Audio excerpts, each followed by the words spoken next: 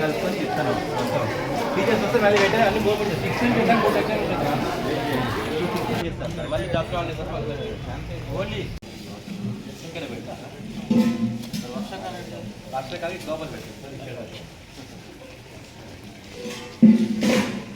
ఇక్కడ పెట్టారు సామాన్లు పెట్టారు అంటే వడ్డించడం ఇక్కడ వీళ్ళకి మిడ్ డే మీల్స్ ఏంటంటే ప్రధాన సమస్య గ్యాస్ సప్లై. ఈరోజు మనం జిల్లా కేంద్రంలో ఉన్నటువంటి చుంచుపల్లి జడ్పీ హై స్కూల్ని సిపిఎం పార్టీ బృందం సందర్శించడం జరిగింది. ఈ సందర్భంగా కొన్ని సమస్యలు ఇక్కడ ఉన్నటువంటి టీచర్స్ని అడిగి తెలుసుకోవటం జరిగింది. వంటకు సంబంధించినటువంటి అంశాలు అక్కడ వంట చేసేటటువంటి వర్కర్స్ని అడిగి తెలుసుకోవటం జరిగింది. మొత్తం స్కూలు ఆవరణని పరిశీలన చేసినప్పుడు కొన్ని సమస్యలు వెలుగులోకి వచ్చాయి. ముఖ్యంగా ఒకటి శానిటేషన్ వర్క్ అంత నీట్గా లేదు. బాత్రూములకు సంబంధించినటువంటి చాలా కంజెస్టెడ్గా ఉంది. ఒకటే బాత్రూంలో ఒక 4-5 మాత్రమే పనిచేస్తున్నాయి. రెండవ బాత్రూము నిర్మాణం పూర్తయి ఉన్నప్పటికీ దాంట్లో ట్యాపులు ఫిట్ చేయని కారణంగా వాటర్ లేని కారణంగా దాన్ని ఆపేశారు, డమ్మీ చేసి తాళం వేశారు.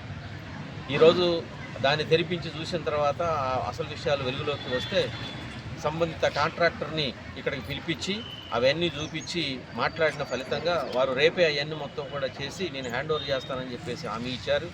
అట్లానే ఇక్కడ ఒక బోర్ ఉంది.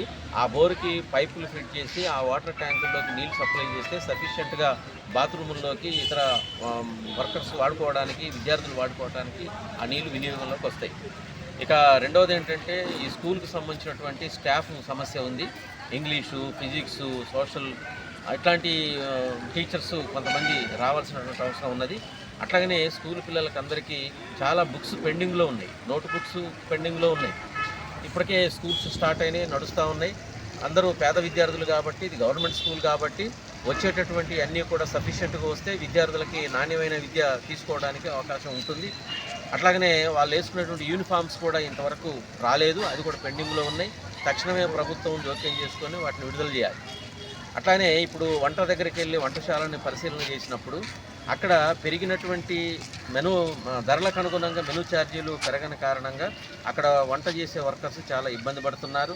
నెల రోజుల నుండి అక్కడ 5 వర్కర్స్కి వేతనాలు రాలేదు. 2 నెలల నుండి వాళ్ళు మెస్ బిల్లులు ఇవ్వక ఇబ్బంది పడుతున్నటువంటి పరిస్థితి కనపడుతుంది.